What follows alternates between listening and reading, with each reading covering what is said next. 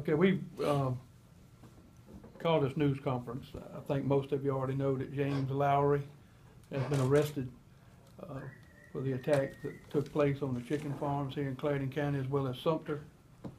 I think it's over 300,000 birds that were killed. I know it was a total of 16 farms that were hit. He's been charged with 8 counts of burglary, 2 counts of malicious damage to property, and there are more charges coming. Once we wrap up all our charges, we'll be contacting the U.S. Attorney's Office where we think federal charges will be coming down also from them, which would be a total another deal. We've asked that Mr. Lowry not be given bond on these charges. I know it's going to be left up to the judge on that.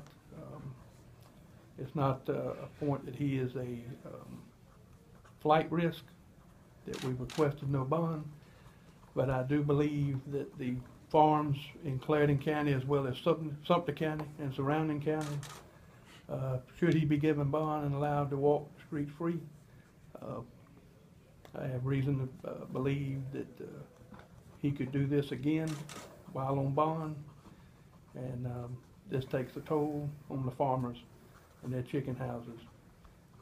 So for them, for that reason, I've requested that no bond be denied and he not be given any. Like I say, as sheriff, I don't have any control over that. That's left up to the judges, but that is our request. I've already spoke with one judge this morning and told him about that. Mr. Lowry went on quite a crime spree. It's our belief that he had an axe to grind with Pilgrim's Pride, but in that process, our farmers in both Clarendon and Sumter counties are the ones who had to pay the price for it. And so our farmers are still in business. This is their livelihood. This is how they support their families. And so they need to be protected, and I think one way of doing that is keeping Mr. Lowry in jail. If anybody has any questions, I'm more than happy to answer them. I will tell you this, before you ask any questions, that I am not going to get into details about our investigation, what led us to his arrest. That would be later date for a trial. That's when that needs to come out. But I will tell you this, that even with the rewards that were offered, we never got one tip out of the $60,000 reward. We never got a tip from anybody reference that. It's just good old-fashioned investigative work. I want to thank Sumter County Sheriff and Chief Garden and especially Florence County doing this spree. They helped us out tremendously. The joint effort, and of course SLED as well. And we appreciate all the help.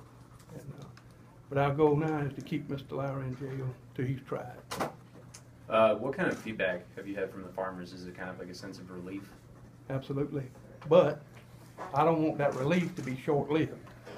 And I mean, the farmers have had to spend extra money to secure their places. The sheriff's office here has had to spend extra money that we didn't have budgeted to help the farmers protect them.